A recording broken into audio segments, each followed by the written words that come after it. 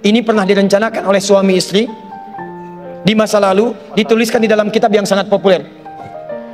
Persoalannya, begitu ibunya mengandung, istrinya mengandung, lahir anaknya usia 2 tahun, maaf, mereka punya rencana, anak ini insya Allah kita akan didik jadi lebih baik, keluarga kita lebih baik, anak ini akan jadi ulama. Qadarullah usia 2 tahun ayahnya meninggal.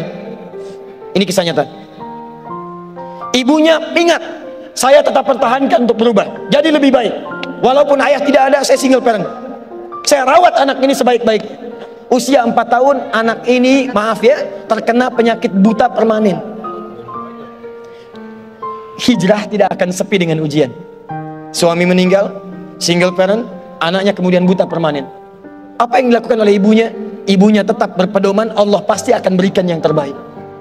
Anak ini kemudian terus didoakan, bangkit di malam hari, perbanyak kemudian tingkatkan ibadah. Ingat ya rumus ini, orang tua yang rajin ibadah maka boleh jadi kebaikannya akan diturunkan pada anaknya.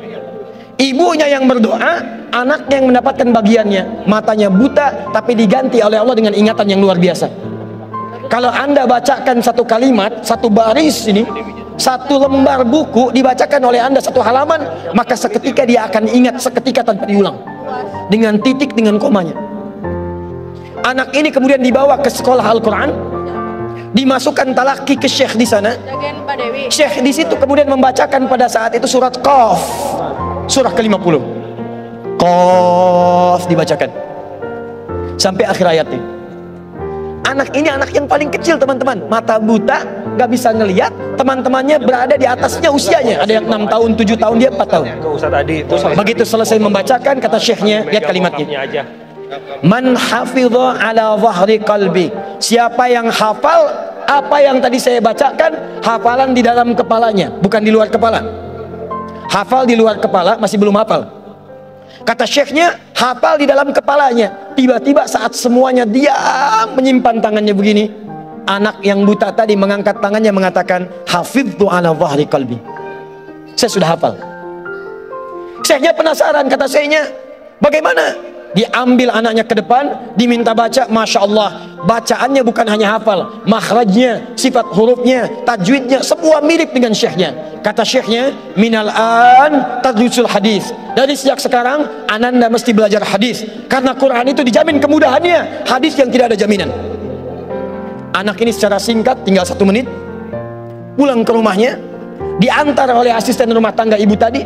Begitu nyampe di rumahnya, wajahnya gembira, mengatakan pada ibunya, Ummi, Ummi, Ummi, Ummi, ibu, ibu, ibu, tadi saya dipuji oleh saya begini, ada kejadian begini, saya seperti ini. Kata anak ini, minal an uridul hadis, ma, sekarang saya pengen belajar hadis. Kata ibunya, ya bunayya iktafi bil Quran, anakku sayang, kamu punya keterbatasan, supaya kamu nggak capek sekarang Quran dulu, baru setelah itu hadis. Kata anaknya, lah, dia percaya pada gurunya, dia percaya pada keyakinannya, dia katakan, ma, saya pengen belajar hadis. Dia tinggalkan ibunya sambil meraba jalan begini ke kamarnya. Perhatikan baik-baik. Begitu ibunya melihat, ingat kemudian dengan suaminya, ingat tentang rencana mereka, ingat tentang mereka punya rencana masuk surga bersama-sama. Teman-teman, ibunya langsung masuk ke dalam kamar, dia bentangkan sajadahnya di mihrabnya, dia salat 2 rakaat, dia bermohon kepada Allah. Saat sujud itulah dia tumpahkan segala keinginannya. Perhatikan kalimatnya. Rahasianya ada di Quran surah ke-17 ayat 110 sampai dengan 111, paling kanan sebelah atas. Ya Allah yal basir, yalladzi ala kulli syai'in qadir, a'id basiratabni. Saya mau akhiri. Ketika tumpah air matanya, dia katakan, ya Allah yang maha melihat, mohon kembalikan penglihatan anak saya.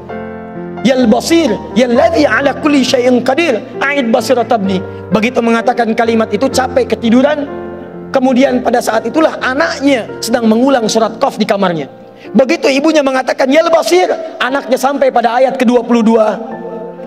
Laqad kunta fi ghaflatin min hadza fakashafna 'anka ghita'aka wa basaruka al-yawma hadid. Ibunya menyebut yal basir, anaknya sampai di ayat wa basaruka al-yawma hadid. Dulu pandanganmu tertutup, sekarang kami akan buka, kamu akan melihat setelah ini dengan setajam-tajamnya. Ayat ini sebetulnya kemuliaan akhirat, tapi diturunkan mendapatkan kemuliaan dunia. Tiba-tiba setelah baca ayat ini, ibunya berdoa, bersamaan kalimatnya, tiba-tiba terbuka pandangannya. anak ini bisa melihat kembali. Saking kagetnya dia lompat, dia kejar ibunya. Ummi laqad ra'ait. Ma, saya bisa lihat lagi. Ma, saya bisa lihat lagi. Ibunya kaget kemudian terbangun. Dia peluk anaknya, dia katakan, "Nah, mungkin kamu melihat bukan dengan hatimu. Kamu melihat bukan dengan matamu. Rubbama ra'aita biqalbik laisa bi'ainik." Mungkin bukan matamu tapi hatimu. Waktu habis. Kisah belum selesai. Tinggal 1 menit. Boleh 1 menit? Lihat sini. Kata anaknya, "Mah, saya melihat dengan mata saya. Ini mama pakai baju ini. Di sekitar kita ada benda-benda ini." Allahu Akbar. Ibunya kemudian yakin anak itu bisa melihat. Dipeluklah anaknya. Keduanya kemudian menangis. Dan ibunya sejak saat itu yakin bahwa anak ini punya kemuliaan besar di masa depan. Maka disekolahkanlah kemudian tempat-tempat terbaik. Belajar hadis terbaik. Diingat segalanya. Cepat luar biasa. Anak ini kemudian dikenal dengan luar biasa di masa depan. Nama anak ini adalah Muhammad. Bapaknya yang meninggal namanya Ismail. Kakeknya namanya Ibrahim. Kakek buyutnya Al-Mughirah. Eyang buyutnya Al-Bardizbah. Tinggal di kecamatan Ju'fah, di Kabupaten Bukhara, Provinsi Khorasan, negara Uzbekistan sekarang. Kelak di kemudian hari, dia dikenal dengan nama daerahnya Bukhara, dengan Al-Bukhari. Itulah kisah Imam Al-Bukhari.